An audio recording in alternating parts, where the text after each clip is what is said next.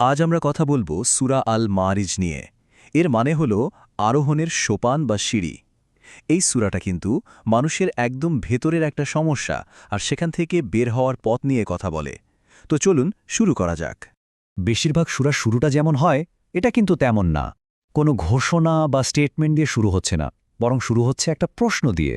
এক ব্যক্তি জানতে চাইছে এমন একটা শাস্তি নিয়ে যা ঘটবেই ঘটবে, যা অনিবার্য। আর এই প্রশ্নটাই কিন্তু পুরো আলোচনার পটভূমি ঠিক করে দেয়।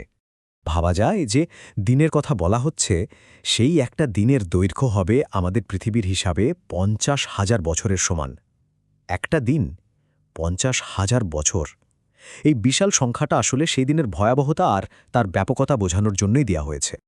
আচ্ছা, তো সেই বিচার দিবসের ভয়াবহতা আসলে কেমন হবে? চলুন সেই অবশ্যম্ভাবী দিনের একটা চিত্র দেখে নেওয়া যাক। কোরআন এখানে যে ছবিটা আঁকছে সেটা কল্পনা করলেও গায়ে কাটা দেয়। চিন্তা করুন, আকাশটা হয়ে যাবে গলানো তামার মতো টকটকে লাল, আর যে বিশাল বিশাল পাহাড় আমরা দেখি সেগুলো হয়ে যাবে পেজা তুলার মতো, বাতাসে উঠতে থাকবে।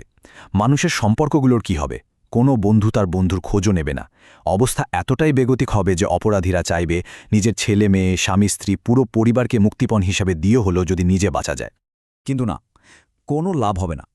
পরিষ্কার বলে দেওয়া হচ্ছে সেদিন কোনো কিছুই কাজে আসবে না, কোনো মুক্তিপণ চলবে না, নিজের কাজের ফল থেকে পালানোর কোনো পথই খোলা থাকবে না। তাদের জন্য অপেক্ষা করবে গনগনে আগুন, যা শরীরের চামড়া পর্যন্ত খুশিয়ে ফেলবে।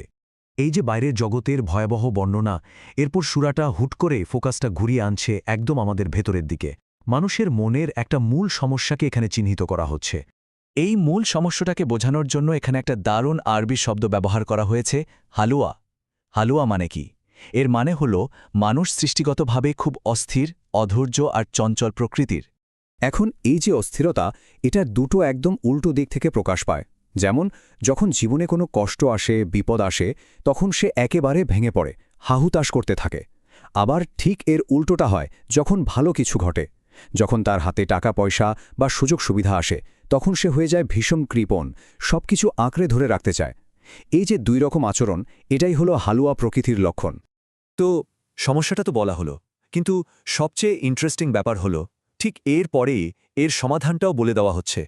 কিভাবে এই অস্থির প্রকৃতিকে জয় করা যায়? আরোহণের পথটা কি? দেখুন, এর সমাধান কিন্তু কোনো একটা কাজ বা কোনো ম্যাজিক ফর্মুলা না, বরং এটা হলো কতগুলো গুণ আর অভ্যাসের একটা প্যাকেজ।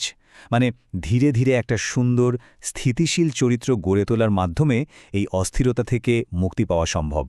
তাহলে চলুন এবার সেই গুণগুলোর দিকে নজর দেয়া যাক।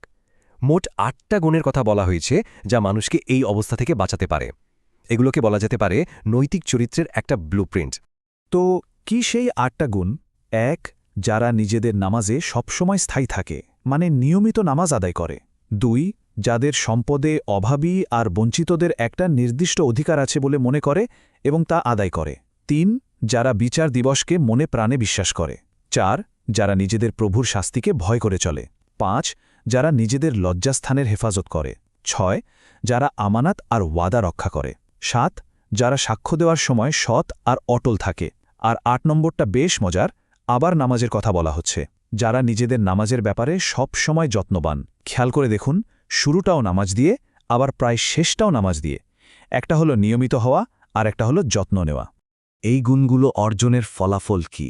সূরাটা শেষ হচ্ছে দুটো একেবারে ভিন্ন পরিণতির ছবি এঁকে, মানে পছন্দটা যার যার আর তার ফলটাও একদম পরিষ্কার।